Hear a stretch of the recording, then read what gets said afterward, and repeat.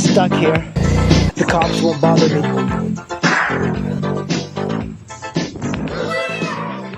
To talk to you guys about picking your first bike.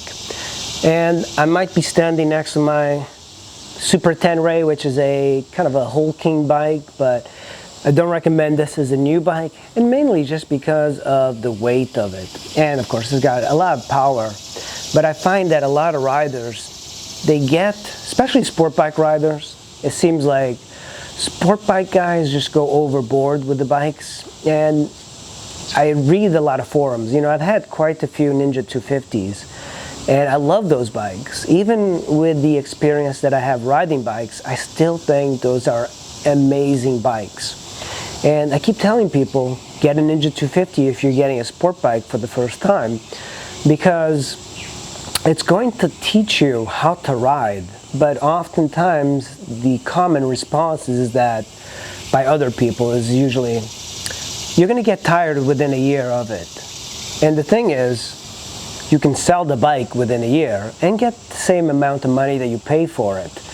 It's if you buy a bike in the used market, a year later, you can probably get the same amount or close to it. So that's kind of like a moot point, because everybody thinks they need to get a bike and keep it for their lifetime. But motorcycle riding, what happens is that they get a motorcycle and then they ride it for 1 or 2 years and then they sell it. But if you're like me, you're buying bikes every like 3 months or so. I haven't done that in a while. Actually, I have. I bought the SH150, and the Kimco. But you can sell a bike if you don't like it. And there's always going to be a demand for somebody that wants that particular bike. And sport bike guys are always the guys that seem to have the most ego and the most need for speed, and most of the beginners. It's like a recipe for disaster. And of course, I started out riding sport bikes as well, so I don't blame them. They're exciting bikes. But there's like so many cool bikes that you can have, especially older ones. Even a older 1000 is going to be tame compared to newer 1000s. But as a new rider, you should get something small. You don't have to get a 250, but if you're getting a sport bike, you can get like a Ninja 300 or 400. Those make amazing bikes. And I've noticed that a lot of riders that even take them to the racetrack, they are so much faster than the 600s and 1000s. 1000s are really difficult to ride on the track because they have so much power. And I've had issues racing R1s in racetracks, and it's just a constant headache trying to keep the power down and not go overboard. Same thing with these big adventure bikes. They have so much power that it kind of defeats the purpose of riding off-road. You don't need power for riding well off-road. It actually hurts you. It's the same thing with power in the street. It kind of hurts you, especially if you're a new rider. If you're into sport bikes, I would really consider a Ninja 250, because you can get those for under $1,000 and then a year later sell it for the same price and get something else. You should kind of work yourself up, because you don't just get into motorcycling and get the most powerful bike. Adventure bikes, I think if you're a new rider, you can get away with getting all sorts of adventure bikes because they are not very hard to handle. They're actually very easy to handle compared to sport bikes. Sport bikes require much more input from the rider, especially around town. And everybody thinks that sport bikes are great for the city. They're terrible for the city. Not only on a sport bike with a higher power, you're going to be wearing out tires often, but the crouching position makes it harder to see what's around you. The beauty of adventure bikes is that you can see everything around you. There's so many things that go into picking the right motorcycle. So one of the resources that I would recommend, of course, is Craigslist. There's OfferUp, Let Go, and of course the Facebook Marketplace. They are really good for finding deals on motorcycles. And oftentimes it's not a good idea to skip, especially as your first bike on a bike that you don't know what has happened to it. I would stay away from any bike that's been crashed. And you're going to see that a lot of bikes have been laid down. And laying down is different than a crash. Usually, like on a crash, you're going to be sliding down the road and hitting obstacles, and that's really not common. Most of the time these bikes get salvaged.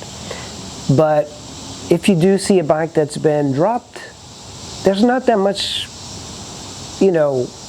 concern there. The concern is that if the forks have been tweaked, if the subframe has been bent. But I've had bikes that were dropped. If you buy a Ninja 250, chances are it was dropped. Chances are it was owned by somebody that was new, and new riders will drop it. It's pretty normal.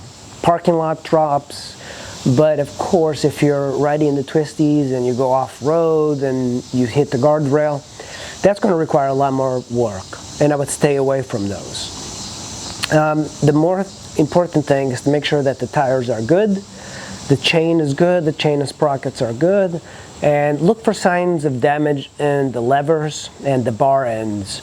But the more important thing as well is meeting the owner and making sure that he's not the type of person that would make things up. I've seen people gloss over damage, but when you meet somebody, you kind of get a feel for the person. And if your spidey sense goes off, then trust your instincts. You should simply say that you're going to look at other bikes and move on to another bike. Another thing is that if you buy a used bike, as a person that sells bikes quite often, my bikes, is that they ask you for a test drive, but if you're a new rider, you're not going to be test driving. I've known new riders that were women that went to test drive bikes that they wanted to buy, and they dropped them. And of course, if you drop it, technically you don't have to buy the bike. There's no contract. So often I shy away from people riding my bikes. Usually people actually buy things without even test riding. I usually test ride, but I bought bikes from people without test riding because I've met them and they told me about the bike's history. But if you know somebody that knows bikes, you should try and figure out like a mentorship sort of thing. You don't have to call it mentorship, but take somebody under your wing and just help them out. And I think one of the issues that I see in DC is that the people that mentor each other are people that shouldn't be mentoring people. They're kind of like the blind leading the blind. That's why you get a lot of guys riding on the highway at high rates of speed, dodging in and out of traffic, pretending to be speed racers, when real racers would never ever do that. So as a new rider, you might be tempted to go on group rides, and I would steer away from group rides. Just like groups of protesters have this mob mentality, it's the same thing with group rides, and it's very difficult to get away from the mob group mentality in group rides. The bigger the group, the more dangerous it is. I've seen this firsthand many times. It requires the leader to have a pace that's slower than other riders, but the other riders want to ride fast. So when you have a combination of like skill, it's always a bad idea. When you have a combination of different people's personalities, always a bad idea. I've had people get into fights. I've had many crashes on group rides that I've led, so I'm kind of like speaking from experience here. I've had people that had concussions, that have crashed and broken arms and legs, and just crazy stuff because it's hard to control yourself in a big group.